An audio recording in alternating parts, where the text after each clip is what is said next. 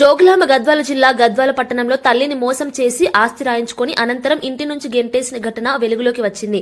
సుంకులమ్మ మెట్టు ప్రాంతానికి చెందిన బి నరసమ్మ తన భర్త చంద్రన్న అనారోగ్య కారణాలతో మృతి చెందడంతో ఒంటరిగా మిగిలిపోయారు.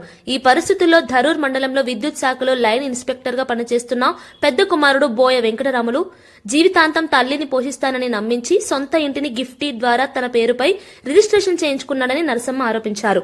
అయితే గిఫ్ట్ రిజిస్ట్రేషన్ అనంతరం తన పోషణను పట్టించుకోకపోగా తిట్టి కొట్టి ఇంటి నుంచి వెళ్లగొట్టారని నరసమ్మ వాపోయారు. పక్షవాతంతో బాధపడుతూ నడవలేని స్థితిలో ఉన్న తాను ప్రస్తుతం చిన్న కుమారుడి ఇంట్లో ఆశ్రయం పొందుతున్నానని తెలిపారు.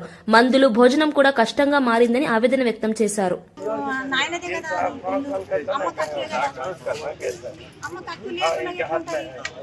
అమ్మకి తెలియకుండా వచ్చి సైన్ పెట్టించుకొని అది చేసినాడు. సరేలే అమ్మ పడుతుంది కాబట్టి అందరు దొబ్బినారు. ఇప్పుడు అమ్మాయిలు అమ్మకి కావాలి, అమ్మకి రిటర్న్ తీసుకుంటుంది. నాయన కట్టించినాయి కాబట్టి అమ్మ తీసుకుంటుంది. నువ్వు కొనుక్కునేది కట్టించుకునేది అమ్మకి ఏమి ఇవ్వద్దు. తన మొగ్గు భర్తది భార్యకి సంబంధం ఇచ్చినదే కదా సార్. అమ్మకి సంబంధమే, అమ్మకి ఇవ్వాల్సిందే. మాకు అందరికి సంతోషంగా నలుగురు సంతోషము. నీకు వెంకటరామకి ఎందుకు సంతోషం లేదు? మాకు అందరికి సంతోషమే. కోడళ్ళకి, ఇద్దరు కొడుకులకి, ఇద్దరు కోడళ్ళకి, ఇద్దరు బిడ్డలకి సంతోషమే. నీకెందుకు లేదు ఆ ప్రేమ? తల్లి మీద మాకు ఇంతమందికి ప్రేమ ఉంది, ఇంతమందిని చూస్తున్నాము. నువ్వెందుకు చూడాలలే? నువ్వెందుకు దొబ్బుతున్నావు? నాయనకి ఏం పొలం ఇచ్చినావు, నువ్వేం పొలం తీసుకున్నావు? నాయన నీకు తెలియకుండా ఏం చేసినావు? ఆమె తెలియదే నాయన పక్కన వండుకొని పిల్లలు కానిదే. పాపం 5 మందిని అనుకొని అందరు వేరే వేరే చేసుకుని అందరి మనుములు ఇచ్చుకుంది. మీకు పెళ్ళాలని చేసింది, మీకు కూడా సంసారాలు చేసింది కదా.